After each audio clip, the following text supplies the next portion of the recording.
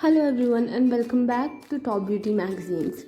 Today's video is a tutorial of how you can turn your hair to look like a hairband with a cute little rose bun. And don't worry, for this hairstyle, you do not have to prepare your hair by straightening it at all. You can slay your normal hair texture, you can flaunt your normal hair texture without any hassle. So let's get started.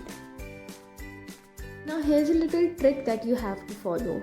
If you want your rose to be on the left side of your head, then you have to start working from the right side of your head. You have to start the braiding process from the right side of your head. And if you want the rose to be on the right, then start braiding from the left side of your head.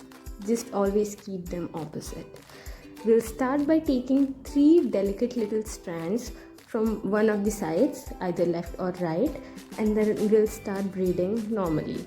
Now, just like we make a waterfall braid, we'll keep adding new hair strands into this braid to make it look more layered and textured.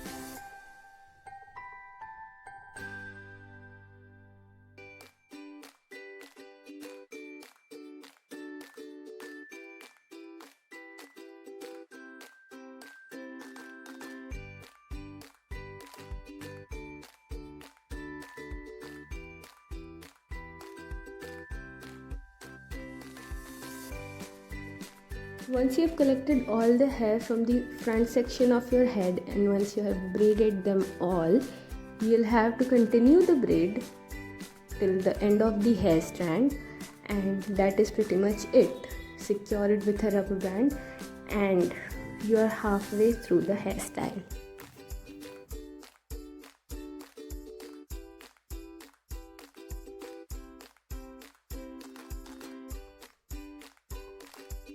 Once you're done with the braid and once you've done securing it with a rubber band, don't forget to pinch some hair strands out of the braid to give it a more ironed and flat look.